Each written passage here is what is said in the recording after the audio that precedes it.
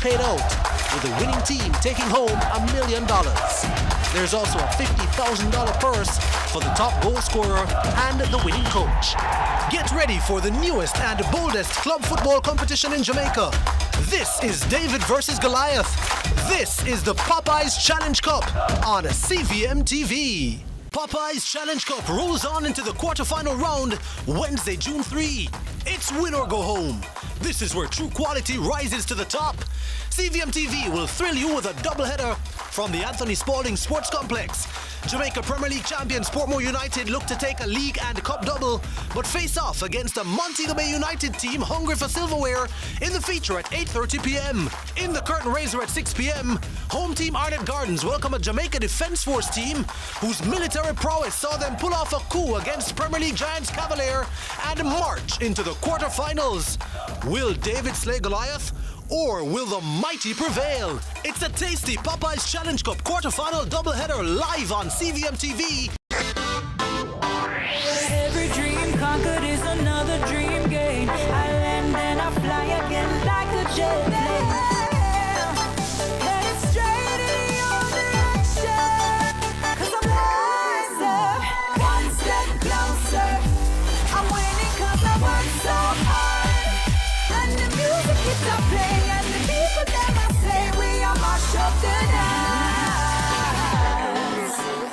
Oh, what a feeling, don't stop dreaming. Keep on believing in the power of the feeling. Whatever you want, take a chance. Song in your heart, step in your dance. You got a spark, don't put it down. Shine your lights on.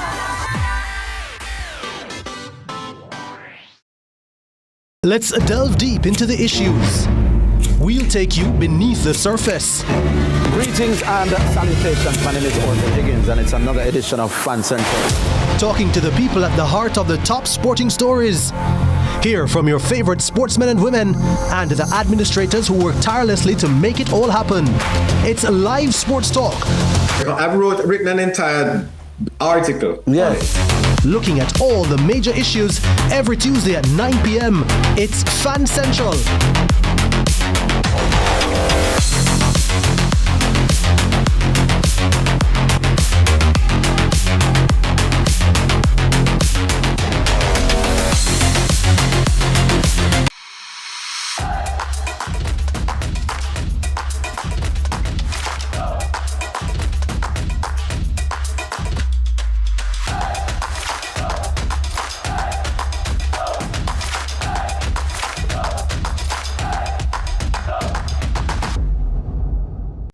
Tune in to Lead Story, weekdays at 6 p.m. Hosted by Jody Ann Quarry. Popeyes Challenge Cup rolls on into the quarterfinal round Wednesday, June 3. It's win or go home. This is where true quality rises to the top.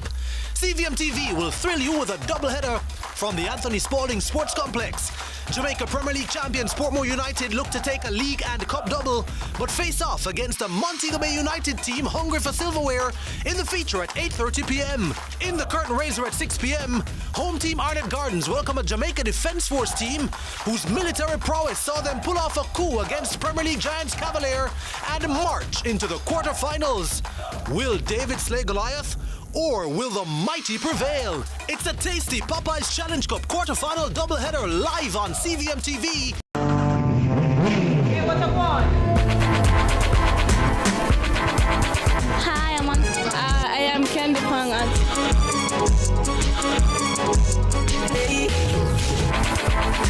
What a guan? What a guan? That a guan, pa. What a guan? What a guan? What a guan! Mondays, Wednesdays, and Fridays at 8 a.m., 1:30 p.m., and 10 p.m. on CVM TV. That a guan, pa. What a guan?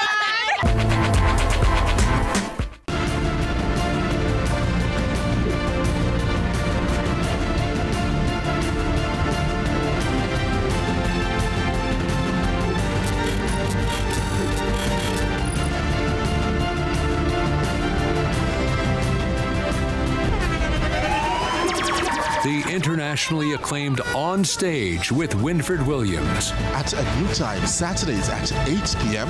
on CVM TV. So much more than entertainment.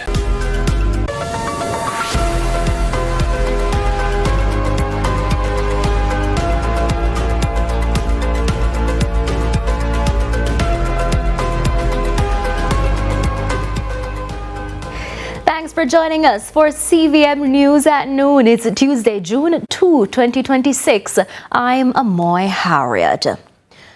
Up first this afternoon, a tragic crash in St. James on Monday that claimed the life of a woman has deeply impacted a promising downward trend in road fatalities for the year.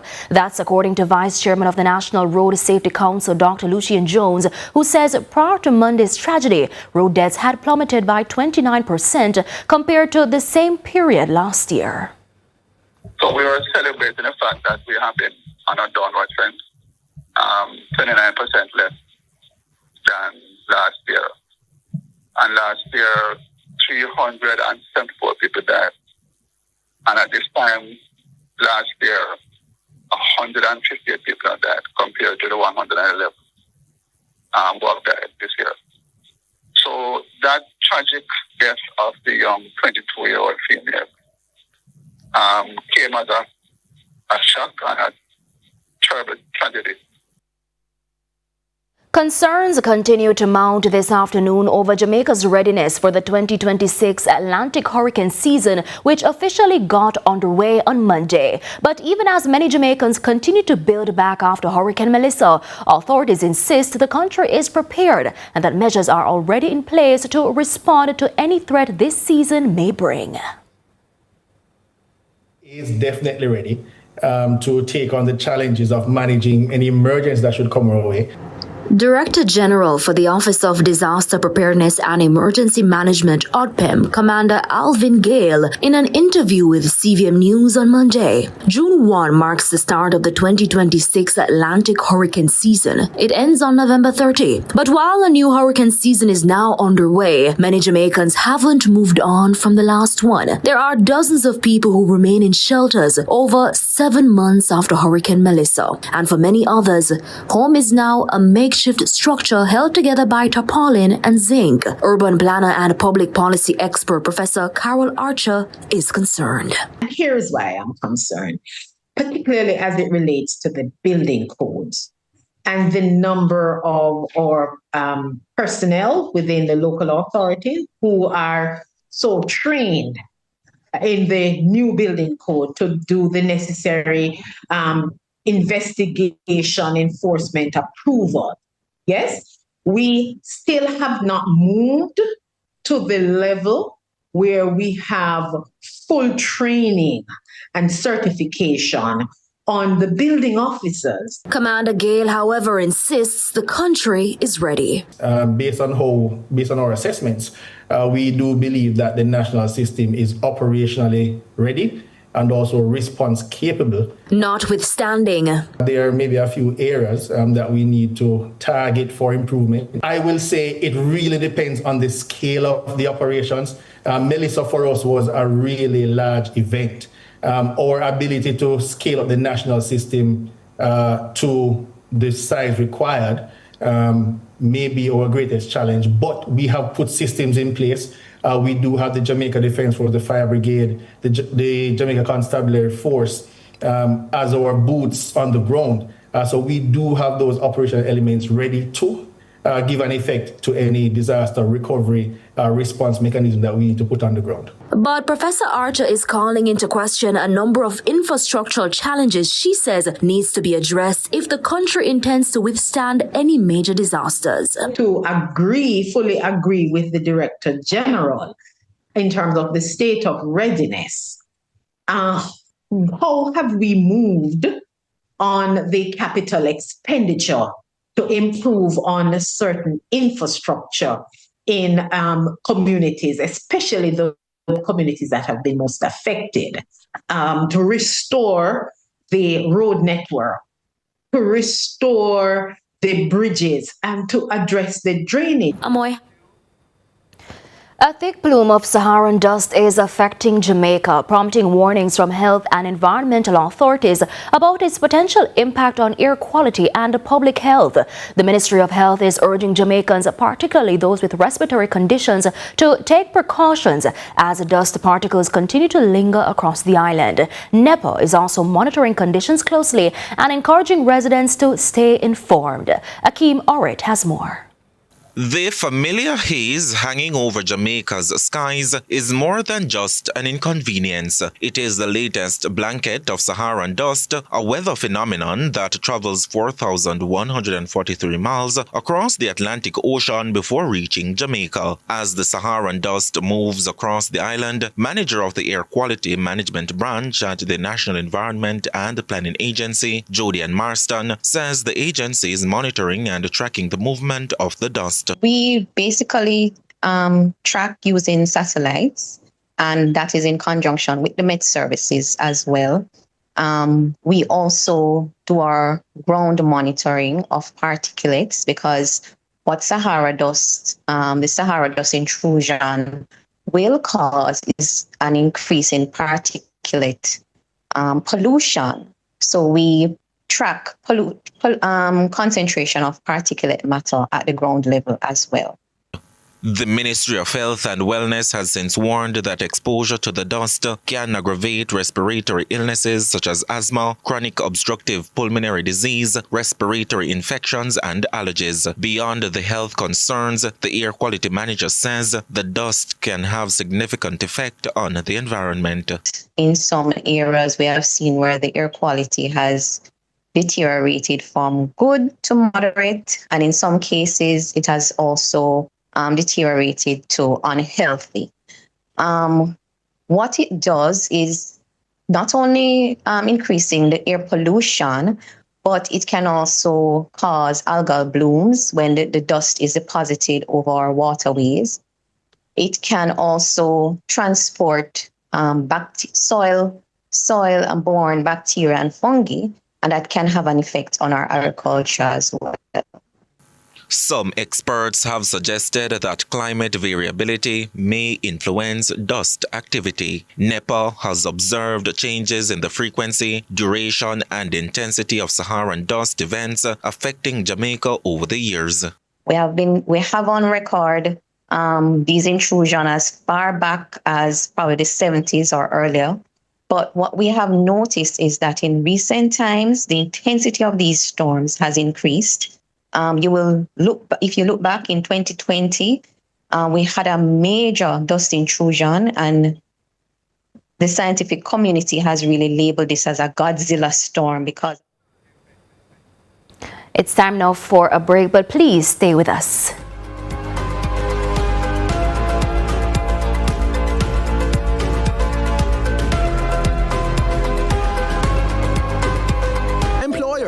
Once a month, you have the power to shape Jamaica's future. By paying your hard 3% contribution, you're not just contributing, you're investing in people, in skills, in our economy. Your hard contribution trains working-age Jamaicans, aligns programs with workforce needs, and secures our future. That's not just contribution, it's transformation. Contribute to heart and to your future.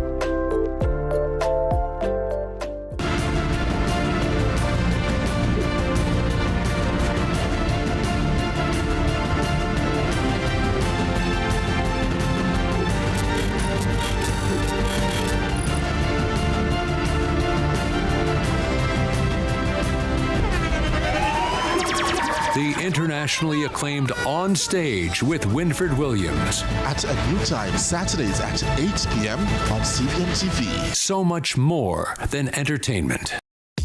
Get tiles and get creative with your floors, walls, and all the spaces in between. Our knowledgeable sales consultants are happy to help create your beautiful finish with the latest designs in first quality porcelain, wood look, vinyl, mosaics, natural stones, and countertops. At Creative, you will get every tile you need for your residential or commercial projects. Creative Building Finishes, your one-stop shop for everything tiles. Visit our showroom at 5 Red Hills Road or call 876-929-5553. Get tiles, get creative. Popeye's Challenge Cup rolls on into the quarterfinal round Wednesday, June 3.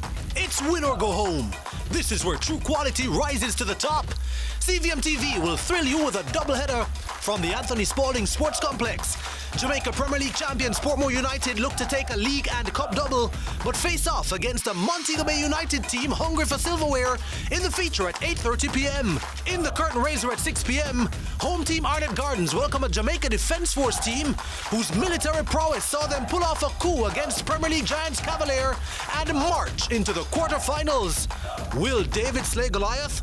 Or will the mighty prevail? It's a tasty Popeye's Challenge Cup quarterfinal doubleheader live on CVM TV.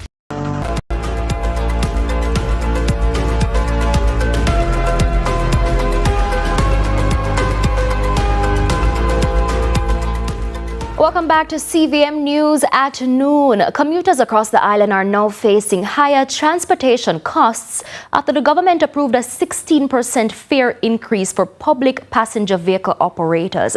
The increase will be implemented in 2 phases, with the first 8% taking effect today, June 2nd. The remaining 8%, which has reportedly been pending since April 2024, is expected to take effect in July. Transport operators have consistently argued that increasing fuel prices, insurance rates, vehicle maintenance costs, and inflation have made it difficult to remain profitable. Joining us now to discuss the impact of the increase on both operators and commuters is Lorraine Finnekin, who is the president of the All Voice Taxi Association. Good afternoon, Mr. Finnekin. Good afternoon to you. First of all, your initial reaction to the increase? Apparently, we must let you know that we went to the press conference expecting nothing less than 16%. And that has been the anticipation of the entire public transportation sector across Jamaica. However, when the minister explained to us the reason why we wouldn't be able to get the 16% one time, we didn't feel good about it. We were thinking then and there how to pass this information on to our members. But one of the things we appreciate is that the minister gave us the breakdown in detail in a very understandable way. And based on that, we accept in good faith on 2 bases. One is the minister came to us directly instead of we getting a press release or seeing it in the headline. And the second reason is this wasn't an announcement we got today. It is more of a pronouncement. And 8% the 2nd of June, which is today, and the other 8% will just be in under 30 days.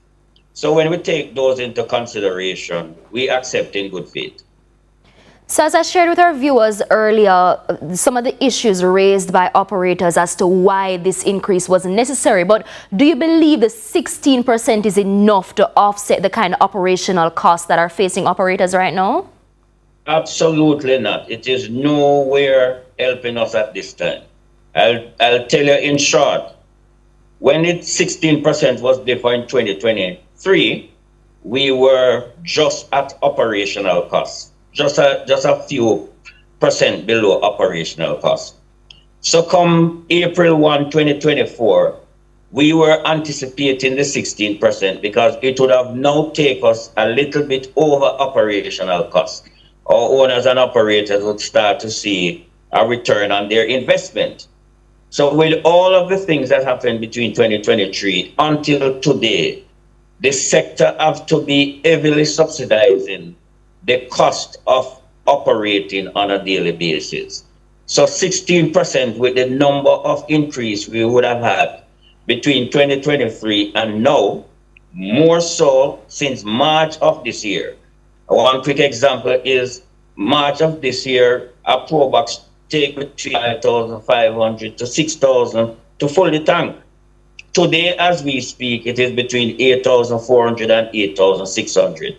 So there is a $2,700 increase on just gas alone per day, carrying the same amount of passengers, making the same amount of trips, but a rapid increase in our overhead or our operational costs. So just to clear it, the 16% is nowhere of help to the sector at this time. But Mr. Finnekin, outside of operators, commuters stand to be impacted as well by this increase negatively if you ask them, because some of them are saying that the same way the taxi man them are complaining, say fuel increase is affecting them, it's also affecting them as commuters. How do you respond to their concerns? I'll respond in this way. The public transportation sector have been holding strain for years as it relates to increase. Every company, every industry every organization that operates within this country, as something affect their operational costs, they pass it on to the commuters. We have been holding strain for 8 years prior to 2023. And since 2023, we have been holding strain for the last 3 years. Now, everything around us, the public transportation sector, that we need for operating on a daily basis has been increased up to 60%, especially between March of 2026 to now June of 2026. The same costs that our commuters face when they go to the supermarket, the market, the stores, we are facing those costs too. So I will say to our commuters, we have been holding strain for years. We are now bursting at the sea. And a 16% increase is going to be running somewhere between $20 and $24 at the highest. Are you concerned that some of the drivers might actually charge more than they're supposed to with this increase? Very, very much concerned. And just as I step out of the press conference, waiting on to join you, I have been saying to the operators, cease and desist from overcharging. There are operators who call me to say, Mr. Finnegan, is it effective today for true because we increased the fare? And I said to them, while it is effective today, please wait until the Transport Authority publish this fare table, which is going to be published today, because 3 things is going to happen. And I will continue to warn our members and continue to warn the sector on a whole that the police and the Transport Authority will be enforcing the law as it relates to overcharging. The second thing that will happen is after charge 2 or 3 times for the offense of overcharging, the Transport Authority will have no choice than to activate their revocation policy or their suspension policy. So the operator now must decide between staying at the approved fare structure or face the consequences. And just before you go, Mr. Finnegan, looking ahead, what changes or improvements you want to see happening in the transportation sector? A whole lot. I want to see the improvement on the driving habit on the road, even though I personally have seen the improvement because the stigma that has been hovering over the sector for so many years. Even when the improvement is being made, most people don't see it. And those who see the improvement still prefer to speak about the indiscipline and the disorder. The other thing that I would like to see happening is the operators conform to the wearing of uniform, because it is very, very disgusting to see how our operators are attired out there on a daily basis. And when you look at the way our drivers are and look at the commuters that they carry, it is very, very distasteful. And so I would love to see the enforcers, which are the police, the regulators, which are the Transport Authority, take a zero tolerance as it relates to the wearing of uniform. Just before you parking, go, yes. Yeah, parking is high on the agenda. The authority, Transport Authority, the minister, and some of us leaders in the sector have been working assiduously to sort out the parking issues. It is a millstone around our neck, but we are trying. Mr. Finnegan, 10 seconds. How many, if at all, PPV operators are now transitioning to ride-sharing platforms? I don't have the number before me, but it is not a significant number out of the public transportation sector. Those are the red plate operators. The majority of the people we see subscribing to the ride sharing are the white plates, private owners. Okay, so from what you know, you haven't heard of any PPV operator who has switched to ride sharing? Yeah, we know have quite a number of them, but it is not at an alarming rate. We have not seen that fallout in the daily operation of our members. All right, thank you so much. That was Lorraine Finnegan, who's the president of the All Voice Taxi Association. Thanks so